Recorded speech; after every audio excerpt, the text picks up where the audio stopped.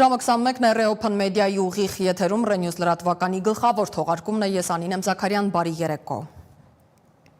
Մենք շարունակում ենք անջատել աղմուկն ու ներկայացնել Հայաստանի ու աշխարհի լուրերը բազմակողմանի մեկնաբանություններով, փորձագիտական կարծիքներով եւ անկողմնակալ լուսաբանմամբ։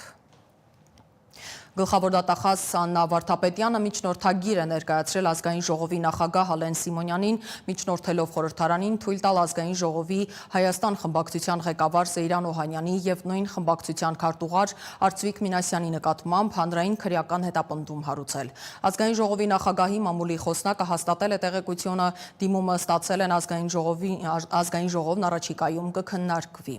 Թե ինչ հոդվածներով հանցակազմ է մեղսագրվում ընդդիմադիր խմբակցության ղեկավարներին դեռ հայտնի չէ։ Ավելի ուշ հայտնի է դարձել, որ ազգային ժողովի նախագահ Ալեն Սիմոնյանը համաձայնություն է տվել գլխավոր դատախազի միջնորդագրին։ Արտաքին գործերի նախարար Արարատ Միրզոյանը երկօրյա աշխատանքային այցով Ֆրանսիայում է։ Արտգործնախարարությունից հայտնում են, որ ՄԱԿ կենսաբանական ներողություն բազմազանության մասին կոնվենցիայի կողմերի 17-րդ համաժողովը COP17-ը Երևանում անցկացնելուն ընդառաջ եւ Ֆրանսիայի պաշտոնակցի Ժան-Նոել Բարոյի հրավերով նախարար Միրզոյանը կմասնակցի ՄԱԿ օվկիանոսի հարցերով 3-րդ համաժողովին։ Հունիսի 10-ին կկայանա հարակից միջոցառում լեռներից մինչև օվկիանոսներ կենսաբազմազանության պահպանումը հանուն կայուն ապագայի խորագրի ներքո, որը համատեղ կազմակերպում են Հայաստանը եւ Ֆրանսիան որպես համապատասխանաբար COP17-ի եւ ՄԱԿ օվկիանոսի հարցերով համաժողովի հյուրընկալ երկրներ։ Երկկողմ հանդիպումների շարքից Արարատ Միրզոյանն այսօր քննարկում է ունեցել ՅՈՒՆԵՍԿՕ-ի գլխավոր քարտուղար Օդրի Ազուլեի հետ։ Հայաստանի անվտանգային ճարտարապետությունը վերջին տարիներին ենթարկվում է էական փոփոխությունների, հապկի հետ հարաբերությունները սառեցված են, սպառազինության համալրման նոր ուղղություններն են Ֆրանսիան եւ Հնդկաստանը։ Փարիզի եւ Նյու Դելիի հետ պայմանավորվածությունների համատեքստում ինչ ձեռքբերումներ ունի Հայաստանը սպառազինության համալրման գործում, հետաքննել է իմ գործընկեր Դիանա Կարապետյանը։ Հապկից դեպի արևմուտք, այսպես կարելի է բնութագրել Հայաստանի պաշտպանական քաղաքականության նոր ուղղությունը։ Հայաստանն ընդլայնում է իր պաշտպանական համագործակցությունը Ֆրանսիայի, Հնդկաստանի եւ մի շարք այլ երկրների հետ, սակայն կան հարցեր, որոնք պատասխան են ակնկալում։ Ինչ ազդեցություն ունեն այս փոփոխությունները տարածաշրջանային անվտանգության հաշվեկշռի վրա եւ ինչու մինչեւ այժմ Երևան չեն հասել Ֆրանսիայի զինված ուժերի նախարար Սեբաստիան Լեկյուրնոյի խոստացած կեսար հրետանային կայանները, որոնց ձեռքբերման պայմանագիրը ստորագրվել էր 2024 թվականի հունիսին։ Հայաստանը Ֆրանսիայից վերջին տարիներին գնել է GM200 հակաօդային ռադարներ, Միստրալ կարճ հեռահարության հոբ համակարգեր, ինչպես նաև 36 միավոր կեսար տիպի հաուբիցներ։ Ազգային ժողովի ԿՊԱ-ական падգամավոր Արմեն Խաչատրյանը հայտարարել էր, թե չի հերքի ֆրանսիական Լե Ֆիգարոյի այն հայտարարությունը, թե հաուբիցները կհասնեն Հայաստան 15 ամսում։ Ինչու շարժական հրետանային համակարգերը դեռ չեն մատակարարվել, հայտնի չէ, սակայն պաշտոնական մեկնաբանություններում նշվել է, որ հայկական կողմի խնդրանքով պայմանագրում հստակ ժամկետ չի նշվել։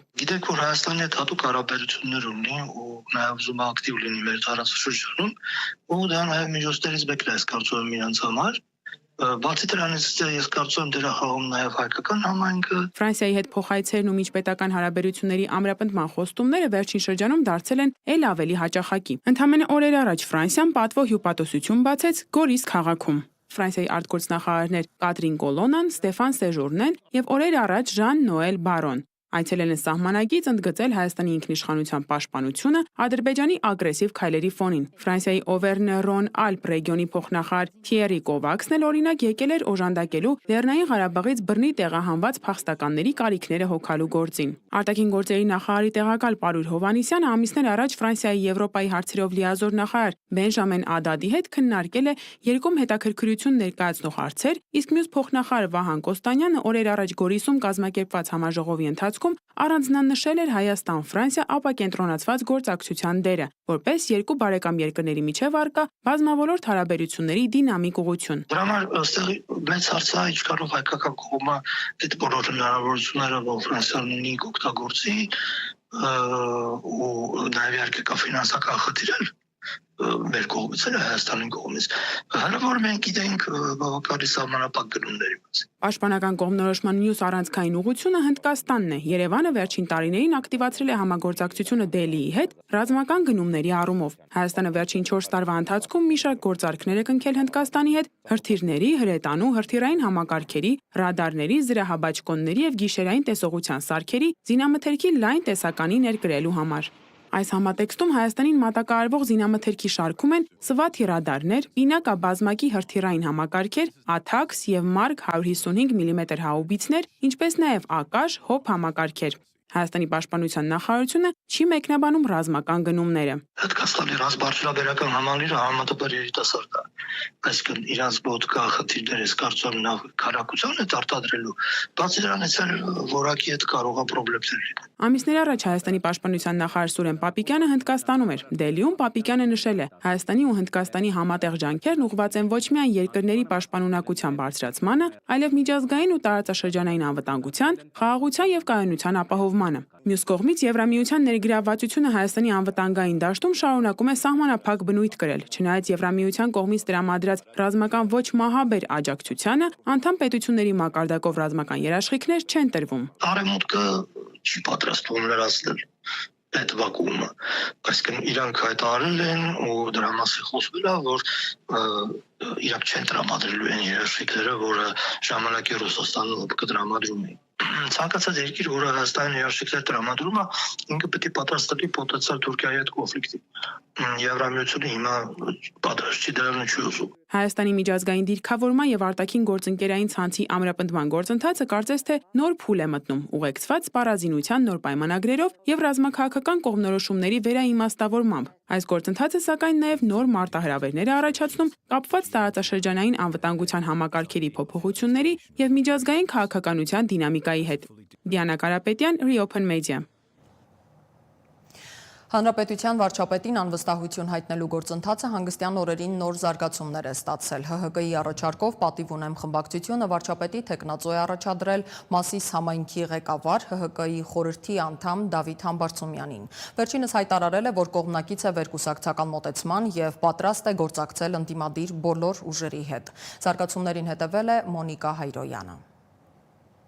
Վարչապետին անվստահություն հայտնելու նախաձեռնությունը, որ նպատակ ուներ համախմբել ընդդիմությունը, վերածվել է երկակի առաջադրումների։ Այս պահին շրջանառվում է երկու անուն՝ Մասկի առաջադրած Էդմոն Մարուքյանը եւ պատիվ ունեմի թեկնածու Դավիթ Համբարձումյանը։ Հանրապետական քաղաքապետը ֆեյսբուքյան գրառմամբ նշել է, որ ընդունել է առաջարկը որպես հայրենիքի ազատագրման քայլ, շեշտելով վերակուսակցական պայքարի անհրաժեշտությունն ու կոչ անելով ընդդիմադիրներին համախմբվել։ Նախկին ԿՊԱ-ական, այժմ անկախ պատգամավոր Հովիկ Աղազարյանը նշում է, որ թեև այս փուլում իրենց նախաձեռնությանը դեռ պատգամավորներ չեն միացել, դա չի կասեցնում գործընթացի շարունակությունը։ Մենք հույս ունենք, որ ժամանակի ընթացքում այդ իրավիճակը կկոտրվի եւ կմիանան մեր նախաձեռնությանը։ Հիմա պատիվ ունեմ դեռ հանդես եկել նախաձեռնությամբ, ես ողջունում եմ իրենց նախաձեռնությունը, թող գնան իրենց ճանապարհով որպես համայնքի ղեկավարի իր գործունեությունը, բայց Պարոն Ասլանյանը եւ ես չենք գտնում որևէ պատճառ, որտեսի մենք հրաժարվենք մինչ այդ հայտարարած մեր մտքից։ Հայաստան խմբակցության ղեկավար Սեյրան Օհանյանը հայտարարել է, որ խմբակցությունը պատրաստ է 28 ստորագրությամբ աջակցել պատիվ ունեմի առաջադրած Դավիթ Համբարձումյանի թեկնածությունը։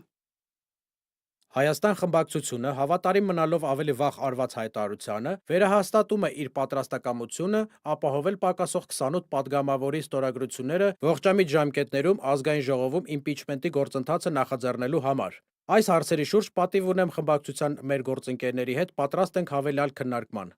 Հիշեցնենք, որ գործընթացը սկսելու համար անհրաժեշտ է 36 պատգամավորի ստորագրություն։ Պատիվ ունեմի շարքերում 6 պատգամավոր է, Հայաստան դաշինքի 28, պակասող 2 ստորագրությունը Հովիկ Աղազարյանն ու Հակոբ Ասլանյանը չեն տալիս։ Իդեպ շաբաթօրն էլ ազգային ժողովի նախագահ Ալեն Սիմոնյանը գրել էր, որ համապետական հաջորդ ընտրությունը ուղիղ 1 տարի անց է, հունիսի 7-ին։ Հետհաշվարկը սկսված է, գրել է նա։ Մոնիկա Հայրոյան, Reopen Media։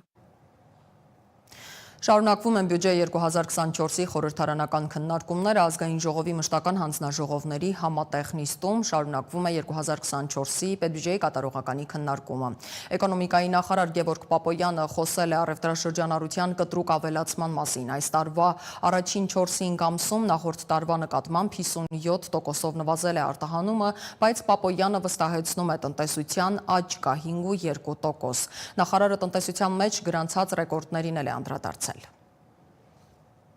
Պետեկամուտների կոմիտեի նախագահ Էդուարդ Հակոբյանը հայտարարել է, որ տնտեսական կայունության առանցքային դերում հարկ վճարողն է։ Հարկ վճարելը ոչ միայն սահմանադրական պարտավորությունն է,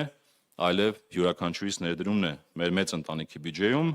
ուղղված բոլորիս համար կյանքի բարձր որակ ապահովելուն եւ բոլորիս լիարժեք երջանիկ դարձնելուն։ Իսկ բարեխիղճ հարկ վճարելը հոգատարությունն ու պատասխանատվություն ստանձնել է այդպիսի կյանք ապահովել ներկա եւ ապագա սերունդների, մեր երեխաների համար, որը համոզված եմ յուրաքանչյուրս զգում եք ձեր հոգու խորքում։ 2024 թվականի պետական բյուջեի կատարման մասին տարեկան հաշվետվության նախնական քննարկումներում Հակոբյանը տեղեկացրել է, որ արձանագրվել է հարկային եկամուտների 5,1%-ով կամ 117 միլիարդ դրամով աճ, իսկ մաքսային մարմնի կողմից հավաքագրումներում արձանագրվել է մոտավորապես 15% անկում։ Սահմանին հավաքագրումների կամ ներմուծման մեջ որոշ խնդիրներ են եղել, որոնք օբյեկտիվ են։ Հիմնական մասը ավտոմեքենաներն են, տեսեք նախորդող տարիներին բավական մեծ աճեր ունեինք ավտոմեքենաների ներմուծման եւ այդ բարձր բազայի վրա արդեն 2024 թվականին նվազում տեղի ունեցավ։ Հայաստանի Հանրապետության ֆինանսների նախարարության տվյալներով տարբերությունը նախորդ տարվա բյուջեի հետ կազմում է 64 միլիարդ 526 միլիոն դրամ։ 2024 թվականին ՀՆԱ հարկեր հարաբերակցությունը նվազել է 23 թվականի համեմատությամբ։ Նվազում եղել է, այո, որը պայմանավորված է մեր տնտեսության կառուցվածքային որոշակի փոփոխություններով, որովհետև արտահանման ոլորտում էական ավելացումներ են ունեցել եւ արտահանման ոլորտը այդքան հարկունակ չի։ Մենք իհարկե թիրախ ունենք եւ կարծում եմ, որ մենք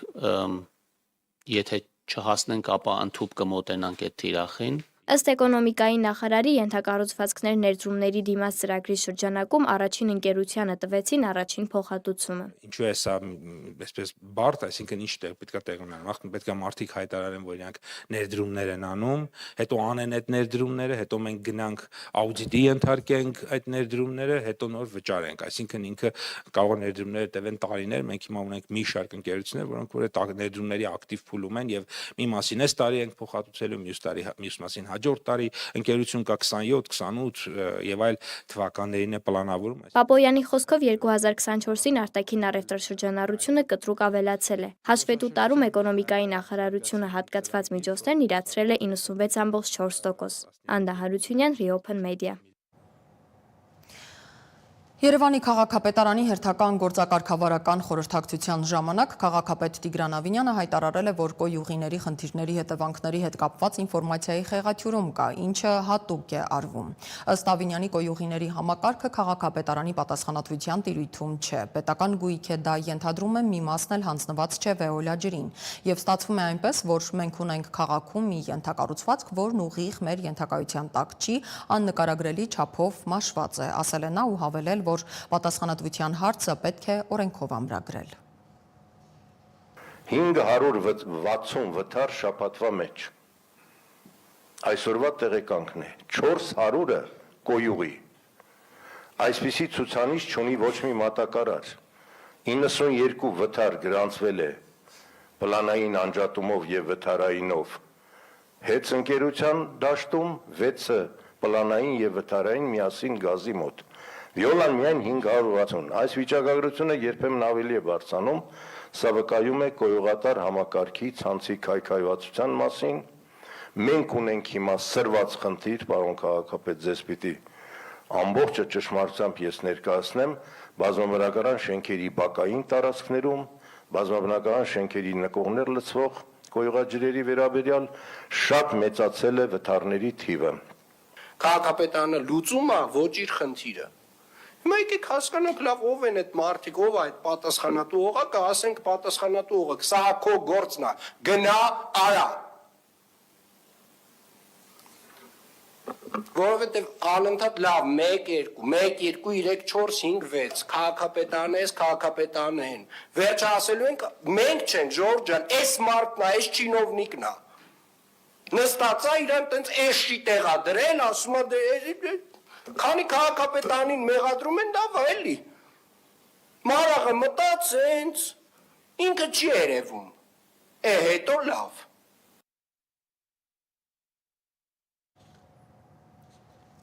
Հանրապետության վարչապետ ամենայն հայոց կաթողիկոս դիմակայությունը նոր ավելի սուրբ փուլ է թևակողել։ Նիկոլ Փաշինյանն արդեն բացահայտ հայտարարում է, թե Գարեգին երկրորդ վեհափառը զավակ ունի, խախտել է կուսակրոնության ուխտը եւ պետք է հեռանա վեհարանից։ Իսկ հոգեվոր առաջնորդն անարձագանք թողնելով քաղաքական ղեկավարության կոչ պահանջը մեկնել է Արաբական Միացյալ Էմիրություններ։ Այնտեղ վեհափառը Կալկաթայի Սուրբ Նազարեթ եկեղեցու եւ Հայոց Մարդասիրական ճեմարանի հոգաբարձուների հետ քննարկում կունենա ճեմարանի գործունեությանն ու համայնքային կյանքին առնչվող հարցերի շուրջ։ Սիմոն Հովանեսյանի անդրադարձը դիտենք։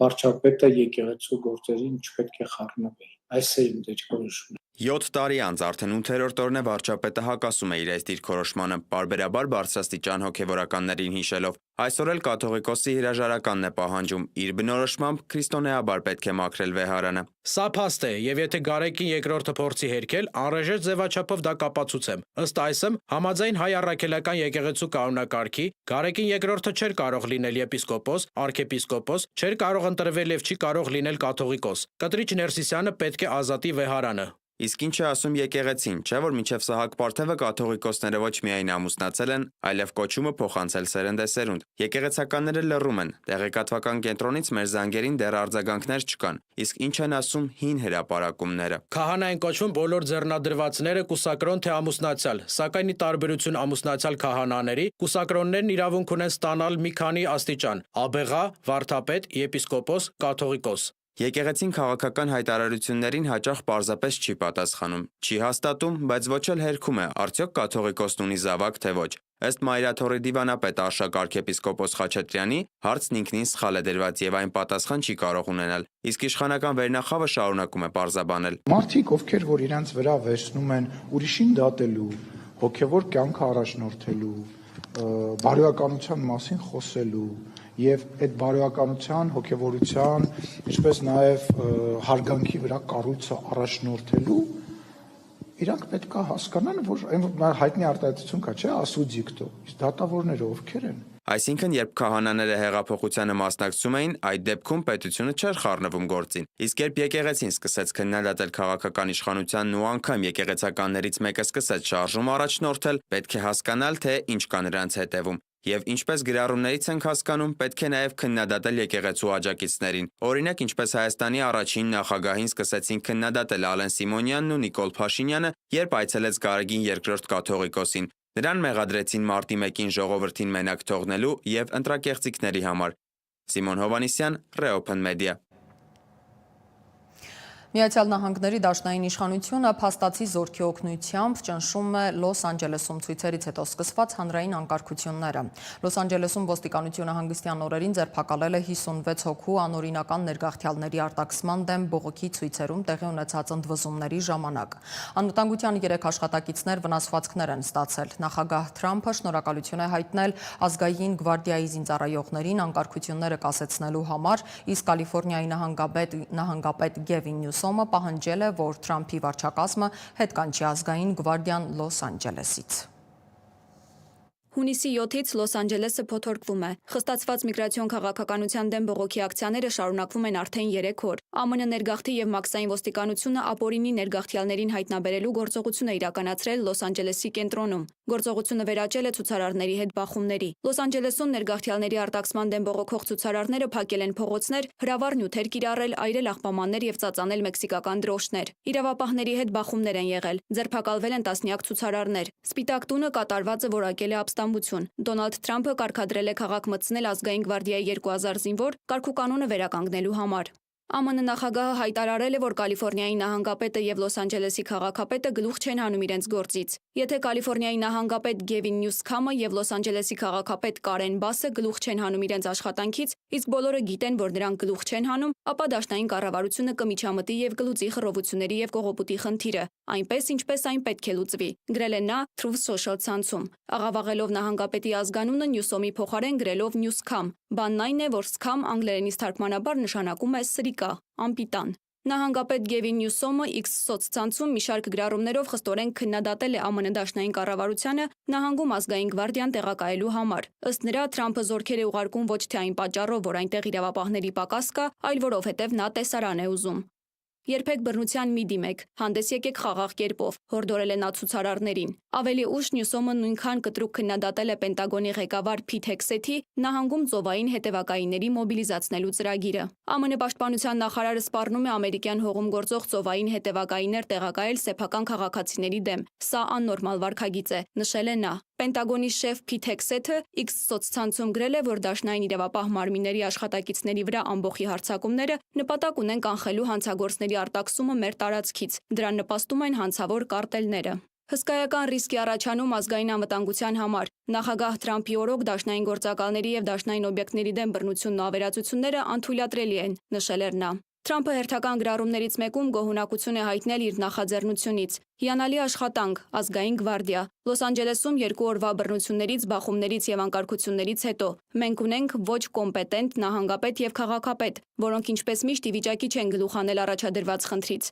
Արմատական ձախերի, սադրիչների եւ հաճախ վճարովի խռովարարների այս բողոքի ցույցերը չեն հանդուրժվելու, գրել է նա։ Արձագանքելով Թրամփին նահանգապետ Նյուսոմը հայտարարել է, որ նախագահը ճգնաժամ է ստեղծել եւ ավելի է վատթարացնում իրավիճակը, նաեւ կոչ է արել նրան հետ քաշվել։ Մերի Դանիելյան, Reopen Media։ Միացյալ Նահանգների նախագահ Դոնալդ Թրամփի եւ միլիարդատեր Իլոն Մասկի միջև սոցիալական ցանցերում ցակած հակամարտության մեջ երերուն լիցքաթափում է տեղի ունեցել ուրբաթ օրը երկու կողմերի ներկայացուցիչների միջև կայացած հեռախոսազրույցից հետո։ Նրանք դադարեցրել են գրառումներ հրապարակել, բայց դա չի նշանակում, որ ամեն ինչ հարթվել է, ասել է պաշտոնյաներից մեկը։ Թրամփն ու Մասկը դադարեցրել են իրենց վիճաբանությունն այն կետում, երբ մոլորակի ամենահարուստ մարդն առաջարկում էր նախագահին իմպիչմենթի ենթարկել, իսկ Թրամփը սպառնում էր խզել նրա ընկերությունների հետ դաշնային պայմանագրերը։ Սակայն ըստ երկուսի հետ էլ մտերմություն պահպանող պաշտոնյաների նրանցից ոչ ոք դա չի ցանկանում։ Թրամփը հատկապես զայրացած էր Մասկի ակնարկներից, թե նախագահը կապված է եղել հանգուցյալ սեռական հանցագործ Ջեֆրի Էփշթեյնի հետ եւ այն պնդումներից, թե ինքը եղել է Էփշթեյնի դոսիեում։ Իսրայելը համաձայնել է Ուկրաինային փոխանցել Միացյալ Նահանգներից ստացած Patriot համակարգերի հին մոդելները եւ այդ համակարգերն արդեն գտնվում են Ուկրաինայի տարածքում։ Ուկրաինայում Իսրայելի դեսպան Միխայիլ Բրոդսկին հայտարարել է, որ այդպիսով հերքվում են լուրերը, թե Իսրայելը ոչ մի օգնություն չի ցուցաբերում Ուկրաինային։ Հետաքրքիր է, որ մինչև այս Իսրայելի վարչապետ Բենյամին Նեթանյահուն մտավախություն էր հայտնել, որ Ուկրաինային փոխանցվող սպառազինությունը զենքի սև շուկայի միջոցով կարող է հայտնվել Իրանում եւ օգտագործվել Իսրայելի դեմ։ Միջազգային լրահոսին այսօր հետևել է իմ գործընկեր Մերի Դանիելյանը։ ՆԱՏՕ-ի գլխավոր քարտուղար Մարկ Ռուտեն հայտարարել է, որ դաշինքը պետք է 400%-ով ընդլայնի օդային եւ հրթիռային պաշտպանության հնարավորությունները։ Նա հիշեցրել է շարունակվող ռազմական սպառնալիքի մասին, որն ըստ նրա կպահպանվի նույնիսկ Ուկրաինայի հակամարտության ավարտից հետո։ Բրյուսելում ՆԱՏՕ-ի նախարարների հանդիպմանը հաստատվել են սառը պատերազմից ի վեր դաշինքի ռազմական հնարավորությունների ընդլայնման խոշորագույն ծրագրերը։ Ռուտեն առաջարկել է մինչև 2030 թվականը ռազմական ծախսերի շեմը ՀՆԱ-ի 2%-ից հասցնել 5%-ի։ Հարցը կքննարկվի Հաագայում հունիսի 24-ից 25-ի գագաթնաժողովին։ Ռուսաստանն ու Ուկրաինան փոխանակել են մինչև 25 տարեկան ռազմագերիներ։ Ռուս զինծառայողների առաջին խումբը վերադարձել է Ուկրաինայից եւ գտնվում է Բելարուսում։ Ուկրաինային է փոխանցվել նույնքան ռազմագերի։ Ճշգրիտ թիվը չի նշվում։ Ուկրաինայի նախագահ Վլադիմիր Զելենսկին հաստատել է, որ փոխանակումը կիրականացվի փուլերով։ Հունիսի 2-ի Ստամբուլյան բանակցություններից հետո նշվում էր, որ կփոխանակվեն 1000-ից 1200 գերի։ Թուրքիայի արտաքին գործերի նախարարությունը խստորեն դատապարտել է Իսրայելի կողմից Գազա ուղևորվող Մեդլին մարդասիրական օգնության նավի կալանավորումը, այն անվանելով միջազգային իրավունքի խախտում։ Անկարան Իսրայելի գործողությունները որակել է ահաբեկչական պետության վարքագիծ, մեղադրելով Գազայում սովն օգտագործելու եւ օգնության բաշխմանը խոչընդոտելու մեջ։ Նավը, որով ակտիվիստ Գրետա Թունբերգը եւ ուրիշներ օգնություն էին տեղափոխվում, ուղարկվել է իսրայելական ափ։ Թենեսի նահանգում ինքնաթիռ է կործանվել։ Նախնական տվյալով ինքնաթիռում եղել է 16-ից 20 մարդ։ Զոհեր չկան, վիրավորները բժշկական ուղղաթիռով տեղափոխվել են հիվանդանոցներ։ Վթարված ինքնաթիռը կիրառվում էր պարաշուտով թռիչքների համար։ Սինգապուրի դրոշի ներքո նավարկող կոնտեյներային նավը հրդեհվել է Հնդկաստանի Քերալա նահանգի Բեյփոր ափերից 78 ծովային մղոն հեռավորության վրա։ Հնդկաստանի առափնյա պահպանության ծառայությունն ու ռազմածովային ուժերը փրկարարական գործողություն են իրականացրել, որին մասնակցել են 5 նավ եւ 2 օդանավ։ Նավի անձնակազմի 22 անդամներից 18-ը փրկվել է։ Հրդեհի պատճառը անհայտ է։ Տուժածների մասին տեղեկություններ չկան։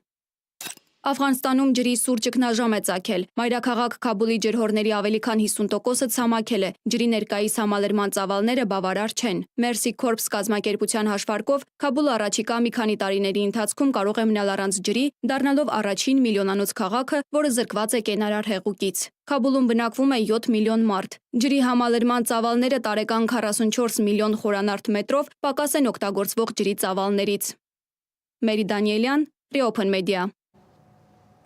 Վերադառնանք Հայաստան, վերջին օրերին խոտանվել են պաղպաղակ արտադրող մի շարք ընկերությունների պաղպաղակները օրենսդրական չափանիշներին չհամապատասխանելու պատճառով։ Տեսչական մարմինը կոչ է արել սպառողներին եւ վաճառողներին զերծ մնալ իր մատնանշած ընկերությունների արտադրանքի օգտագործումից եւ վաճառքից։ Ընկերությունները պարտավոր են հետ կանչել արտադրանքը եւ վերացնել հայտնաբերված խնդիրները։ Խախտումները սովորաբար կապված են սննդամթերքի անվտանգության խնդիրների հետ, ինչպիսիք են մանրեաբանական շեղումները կամ պիտակավորման անհամապատասխանությունները։ Առանց պաղպաղակ ամառը պատկերացնել չի լինի, այն մեր մանկության սիրելի համերից է։ Սննդի անվտանգության տեսչական մարմինը ամեն տարի ամռանը խստացնում է վերահսկողությունը։ Վերջին լաբորատոր փորձարկումների արդյունքում շուկայում շրջանառվող մի շարք ընկերությունների պաղպաղակների մեջ հայտնաբերվել են ինչպես աղիքային ցուպիկի խմբի մանրեներ, այնպես էլ կատնայուղի զանգվածային մասի խախտումներ։ Խախտումներ արձանագրվել են Nairyland, Pinkberry, Marnik, Աշտարակ Milk, Grand Candy, Igit ընկերությունների արտադրած պաղպաղակների նմուշներում։ Անունները, որոնք որ կարդացել են, մարդիկ պետք է այդ ապրանքը չառնեն։ Լիազոր մարմինը նաև այս հարցում է թերացել եւ չի տեղեկացրել, թե որ օրվա խմբականակումը հայտնաբերել այդ խնդիրը։ Սննդամթերքի անվտանգության տեսչական մարմինը ոչ թե պարզապես պետք է հայտարարություն անի եւ աշխատանքի իմիտացիա ստեղծի, որ ինքը աշխատել է, որովհետեւ հենց հիմա դուք կարող գնաք խանութ, վերցնեք այդ պաղպաղակ, այդ պաղպաղակը վերցնեք, տանեք լաբորատորիա, 3 օր սպասեք, լաբորատորիան պատասխանվի, այդ արդյունքները հրապարակեք։ Դուք դրանով սննդի անվտանգության մասնակից չդառը։ Պիպոյանի կարծիքով, որքան ստուգում դինի, այնքան էլ խախտում կհայտնաբերվի, քանի որ սա ատոմույում չեն ուսումնասիրում պատճառահետևանքային կապը եւ չեն վերացնում խախտումները։ Հենց այն սեզոնի արտադրությունը, երբ որ արտադրական ծավալները մեծանում են, հոստագծերի ծանրաբեռնվածությունը մեծանում է եւ ոչ պատշաճ է կազմակերպվում ախտահանության գործընթաց։ Փորձեցինք կապ հաստատել այն ընկերությունների հետ, որտեղ խախտումներ են հայտնաբերվել։ Grand Candy-ից ասացին, որ շուտով հաղորդակցություն կտարածեն։ Nairyland-ի, Աշտարակ Milk-ի ու Pinkberry-ի հետ կապ հաստատել չհաջողվեց։ Կապվեցինք նաև Marnik ընկերության տնօրենի հետ։ Նա չհրաժարվեց հարցազրույց տալ։ Փորձեցինք նաև արտադրական գործընթացը նկարահանել, բայց տարածքում սանիտարահիգիենիկ աշխատանքներ էին տարվում։ Մեր մոտ ահագին բան ավտոմատացված չի եւ ձեռքով շատ բաներ է արվում։ Ամենաշատը արվում է հենց այդ կեսկիրանոցի հետ, որտեղ որ ասենք կապալիչների վրա այդ բան խփելու process-ը, ասենք ակցիզները խփելու, դրոշմա պիտակները խփելու ընթացքում սեղանը, որի վրա աշխատում են, սեղանը ճիշտ է, անդադ մաքրում են ախտանում, բայց ցանկացած պահի ինչ որ մեկը եթե, չգիտեմ, փռշտա կամ ինչ որ մի կրող լինի, միկրոբի կարող անցնի, մենք սերտիֆիկացիա ենք անցնում, մենք տալիս ենք ինչ որ լաբորատորիաների, իրանք ստուգում են, դրա հիման վրա մեզ տալիս են սերտիֆիկատ եւ մինչեւ հիմա ամեն ինչը նորմալ է եղել։ Marnik-ի տնօրենը եւս մի խնդիր մատնանշեց։ ՍԱՏՄ-ն հաճախ իր խախտումների մասին հայտարարություններում ոչ տեղին ընդհանրացումներ է անում։ Ընդհանրացնում են ու ասում են, որ մեր մոտ էլ է 1-ից 20%-ն է այդ յուղային մասայի մեջ կատնայուղ, երբ որ մեր մոտ 100%-ն կատնայուղը այդ յուղային մասը։ Ես կարծում եմ, որ ուղղակի կոմպետենտ չէ։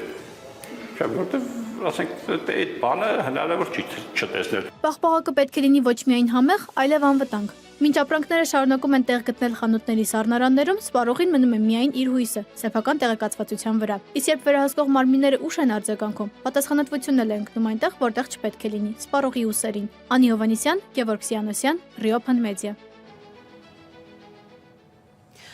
Աշոտքի տարածաշրջանի Մուսայելյան համայնքում շուրջ 50 խոշոր եղջերավոր կենդանու մոտ բրուցելոզ է հայտնաբերվել։ Վարակված կենդանիները ենթարկվել են հարկադիր սպանդի, մինչև այդ բրուցելոզ էր տարածվել նաև Գեղարքունիքի Չկալովկա համայնքում, որի մասին ռեպորտաժ էինք հեռարձակել օրեր առաջ։ Հայաստան խմբակցության պատգամավոր Մահեր Մելքոնյանն է ահազանգել, որ Շիրակի մարզում բրուցելոզի վարակը դուրս է եկել վերահսկողությունից, շեշտել, որ Աշոտքի բազմաթիվ բնակավայրերում կան վարակված անասուններ։ Մարդիկ էլ իրազեկված և պաշտպանված չեն։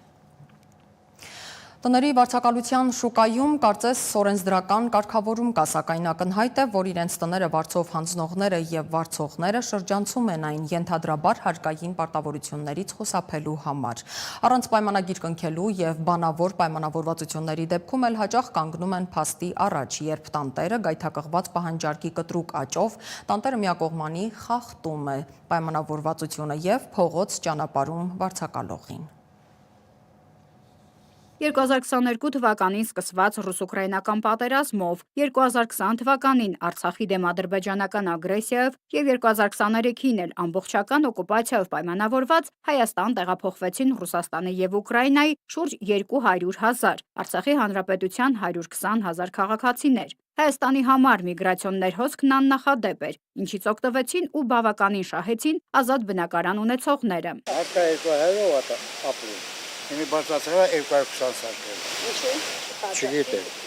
Տոկոսի տակա։ Ինչքան գնահատություն ամենին։ Ես չախտերիսա։ Հենա բարի մարտիկա, ես առանց բարձ եմ ատում։ Անշարժ գույքի գործակալության խորհրդի ասոցիացիայի անդամ Անդրանիկ Հարությունովի խոսքով 2022 թվականից սկսած կտրուկ բարձրացավ ոչ միայն բնակելի տների, այլև առևտրային նշանակության տարածքների պահանջարկը։ Շուկայի օրենքն է, եթե կա պահանջարկ, գները կբարձրանան։ Փորձագետի դիտարկմամբ մարդիկ Հայաստան գալով հիմնականում կենտրոնանում էին մայրաքաղաքում տներ վարձակալելու վրա։ Նրանք տեղյակ չէին հանրապետության մյուս քաղաքների հնարավորությունների մասին, ինչը եւս մեկ պատճառ էր, որ հենց Երևանում տների վարձակալության գները եռապատկվեցին։ Ոչ թե միայն մեղավոր էր շուկան, այլ հենց այդ նույն պահանջարկի մասնակիցները իրանք էին գները բարձրացնում, որ այդ պահին լուծեն իրենց կացության հարցը։ Այս ամենից տուժեց նաև Հայաստանի քաղաքացին, որն արդեն իսկ ապրում էր վարձով, այսպես մեր երկրում ընդունված չէր բնակարանի վարձակալության պայմանագիր կնքելը, եւ տների տերերն ազատվեցին վարձակալներից, դրանք բազմապատիկ բարձր գնով օտարերկրացիներին ու մեր հայրենակիցներին հանձնելու համար։ Երբ որ մենք էլ վարձակալության բնակարաններ ենք հանձնում, մարդիկ ասում են, լավ, դե մենք իրար հետ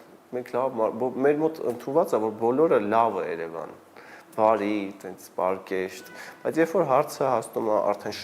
շահերի բախում է լինում, մարդիկ մոռանում են դա, որովհետև այդ իրավիճակում այն գնով, որ իրանք վարձակալության էին հանձնում, իրանք հասկանում են, որ 150,000-ով գույքը այդ բան կարան 400,000-ով հանձնեն։ Օրենսդրական պաշտպանություն չունենալով մարդիկ սկսեցին լքել վարձակալած տները։ Դրսում հայտնված մեր հայրենակիցների խնդիրը լուծելը շատ բարդ էր, ասում է Անդրանիկ Հարությունովը։ Նման իրավիճակներից խուսափելու համար փորձագետը հորդորում է բնակարան վարձակալողներին անպայման պայմանագիր կնքել տանտիրոջ հետ։ Այդ ժամանակ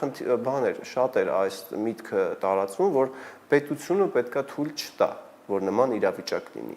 Տեսեք, պետությունը ուղղակի չի կարա նման գործունեությամբ զբաղվի, որովհետև բնակարանի սեփականության իրավունքը դա բարձր սահմանադրական իրավունք է, սեփականության իրավունքը։ Եվ սեփականատերը ինքն է որոշում ինքը ինչ գնով վարձակալության հանձնի։ Իդեպ մի շարք եվրոպական երկրներում կան կարգավորող նորմեր։ Եռամյա պայմանագրով նախատեսվում են գների վերին եւ ստորին շեմերը։ Անդրանիկ Հարությունովի դիտարկմամբ Հայաստանում նման հանրային պահանջ չի եղել, քանի որ նախադեպերով խնդիրները քիչ են եղել։ Այդ ժամանակ էլ ավելի շատ պահանջարկ ունեն 200-250,000 դրամ արժողությամբ ամսավճարով բնակարանները, բայց դա էլի այդ բնակարանների համար այլի համեմատականով եթե գնանք 2020-21 թվականներին նորմայից բարձր գներ, այսինքն այդ գույքը, որը որ հանձնում էր 250,000-ով, դա կարող է նախկինում 150-120,000 դրամով հանձնվող գույք լիներ։ Ժամանակ առ ժամանակ գնում ենք շուկայի կարգավորմանը, փորձագետի խոսքով ակնհայտ գների տարբերություն կա։ Դիճուններ եղել է, 10,000-ով, 20,000-ով, դաժե լսելով կա որ 30-ել են իջել, ելնելով տվյալ բնակարանի պայմանների։ Անշարժ գույքի թեման այսօր մեդիայում քաղաքականությունից հետո ամենաակտուալ թեմաներից մեկն է։ Եվ այդ թեման ուղղակի օգտագործում շատերը ասում են, վայ, սա շուկան պայթում է, շուկան վերջ, գոյություն չունի, բան ես համաձայն չեմ կիսում այդ միտքը։ Գործարքների անկում ըստ փորձագետի շուկայում չկա։ Մասնակիցներ կան, շատ դժվար են ընտելանում ներկա իրավիճակին։ Իրանք դիմադրում են։ Օրինակ,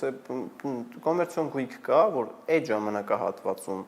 հանձնվում էր, ենթադրենք 1 միլիոն դրամով վարձակալությամբ, այսօր դրա պահանջարկը մաքսիմում 500-600 հազար դրամի մեջ է, սեփականատերը ասում է, ես 1 միլիոնից այժմ չեմ հանձնի։ Լինում են դեպքեր, ասում է Հարությունովը, որ սեփականատերը հասկանալով, որ իր սահմանած գինը չունի պահանջարկ, վերջի վերջո գնում է զիջումների։ Պետական եկամուտների կոմիտեն հիշեցնում է, որ որպես ֆիզիկական անձ անշարժ գույքը վարձակալության հանձնելու վարձակալության վճարներից պարտադիր է վճարել եկամտային հարկ 10% դրույքաչափով։ Եթե հարկային տարվա ընթացքում վարձակալության վճարների հանրագումարը գերազանցում է 60 միլիոն դրամը, ապա գերազանցվող մասի համար պետք է վճարել լրացուցիչ 10% եկամտային հարկ։ Անշարժ գույքը վարձակալության հանձնելիս անհրաժեշտ է կնքել պայմանագիր, որը պետք է ստանա պետական գրանցում, սակայն եթե չի ստացել պետական գրանցում, ապա պետք է հարկային մարմին ներկայացնել վարձակալության հանձնման վերաբերյալ հայտարարություն։ Անշարժ գույքի վարձակալության հետ կապված օրենքի պահանջները չպահպանելու դեպքում սահմանված է տուգանք։ Անշարժ գույքի օրենքով սահմանված կարգով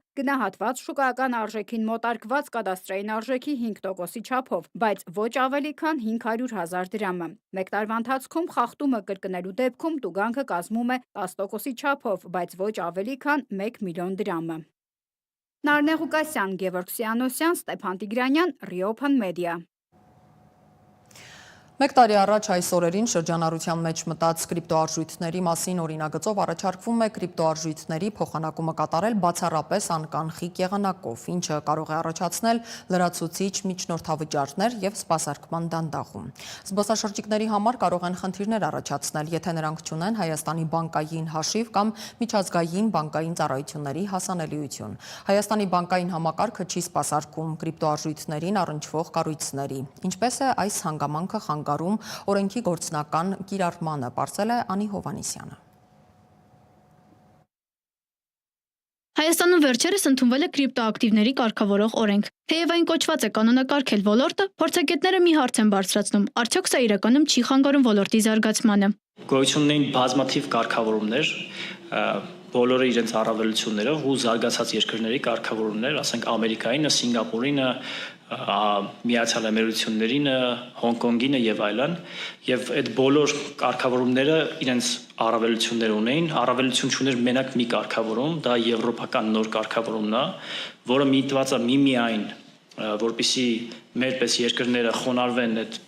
եվրոպական բանկային համակարգի առաջ, եւ հենց այդ կարգավորումն է վերցվել, ընդ որում այդ կարգավորումը դեռևս Եվրոպայում էլ ուժի մեջ դրված չի, արդեն իր վատ արդյունքները ունի Եվրոպայում, հա, բոլոր տնտեսվարողները դուրս են գալիս, ստարտափները դուրս են գալիս։ Ներկա ընդունված օրենքը արդեն իսկ նենց խաղի պայմաններ է դնելու, որ նոր խաղացողները ընդհանրապես չգան, իսկ եթե նոր խաղացողները ընդհանրապես չգան, ել ոնց ենք հասկանալու ինչա պետք փոխել, որ լավ լինի։ Միլիոնավոր դոլարներ էին խնայում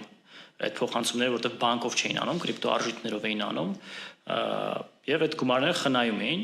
Հիմա արդեն այդ օրենքով ստիպվում է, որ այդ փոխանցումների արդյունքում քաղաքացիները նորից գնան բանկ, նորից սպասեն օրերով մինչև իրենց փոխանցումը կլինի եւ նորից այդ միջնորդավճարները տան բանկերին։ Սա չլսնված բան է կրիպտո ոլորտի համար աշխարհով մեկ, հենց կրիպտո ոլորտը ստեղծվել է դրա համար, որ այդ միջազգային փոխանցումների ժամանակ էլ խնայողություն անեն։ Երբ լսում են կրիպտո արտահայտությունը, շատերի մոտ ստեղծվում է պատկերացում, թե սա ինչ-որ բարդ տեխնոլոգիա է, որտեղ պետք է ուժեղ մաթեմատիկա իմանաս կամ ծրագրավորող լինես, որ հասկանաս, բայց իրականում ամեն ինչ ավելի պարզ է։ Բլոկչեյնը դա ընդհանրապես տվյալների պահպանման, մշակման եւ փոխանցման միջոց է։ Այսինքն ինքը ստեղծվել է, որպեսզի ինչ-որ մի տվյալ մի տեղում չպահվի, այլ պահվի շատ տեղեր եւ լինի ավելի անվտանգ եւ ինչ-որ մեկի քմահաճույքով փոփոխության չենթարկվի։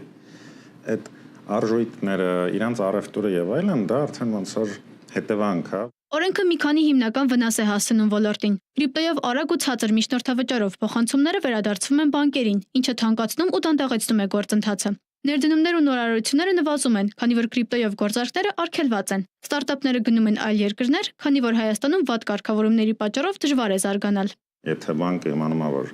դու ինչ-որ ձև առնչություն ունես կրիպտո բառի հետ, օրինակ SMM ծառայություն եք բացում, որը սպասարկում է կրիպտո ընկերության, սա էլ հաշիվ չեք կարող ունենալ։ Այդ ամենաուղղակի խոչընդոտն է։ Որոշակի կոմպետենցիայի պակաս կա եւ տեղեկացված լինելու պակաս կա։ Այսինքն ինքը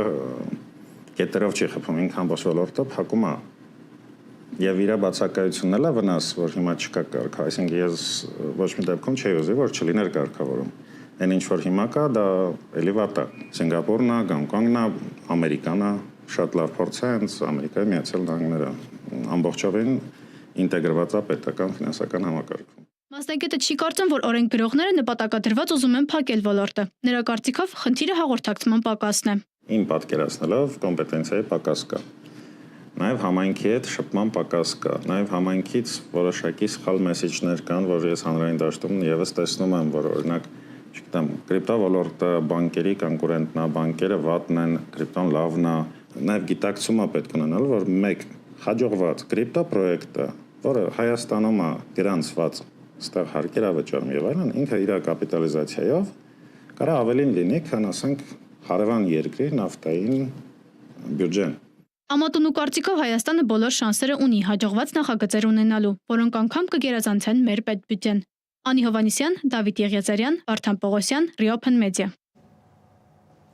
Մեխիկոյում ապամոնտաժել են Ադրբեջանի նախկին նախագահ Հեյդար Ալիևի արձանը, ըստ բլոգեր Ալեքսանդր Լապշինի արձանի փոխարեն տեղադրել են Ադրբեջանի քարտեզը։ Հեյդար Ալիևի անդրիի դեմ ցույցերն սկսվել էին դեռ մինչև դրա տեղադրումը եւ շարունակվել տեղադրումից հետո։ Մեխիկոյի քաղաքային վարչակազմը ստիպված էր հատուկ հանձնաժողով նշանակել քննարկելու արձանի ճակատագիրը։ Ապամոնտաժումից հետո Հեյդար Ալիևի արձանն Ադրբեջանի վիրավորված դեսպան Իլգար Մահմուդովը վերադարձրել է դեսպանատուն եւ այդ պահից Բռնապետի անդրին կանգնած է Մեխիկոյում Ադրբեջանի դեսպանատանը, գրել է Լապշինը։ Այս ժամին լրահոսը սպառված է։ Մենք հասանելի ենք YouTube-ում, Telegram-ում, Instagram-ում, X-ում, Facebook-ում, Spotify-ում։ Ամենօրյա թարմացումներին ծանոթացեք նաև մեր պաշտոնական կայք էջում։ Ռուսալեզու եւ անգլալեզու լուրերի թողարկումներին կարող եք հետևել գլխավոր թողարկումից հետո համապատասխանաբար ժամը 22-ին եւ 23-ին։ Դուք դիտում եք Renews լրատվականի գլխավոր թողարկումը, մենք աշխատում ենք հանուն Հայաստանի Հանրապետության։ Ես Անինեմ Զաքարյան, ձեզ մաղթում եմ բարի ու խաղաղ գիշեր։ Կհանդիպենք։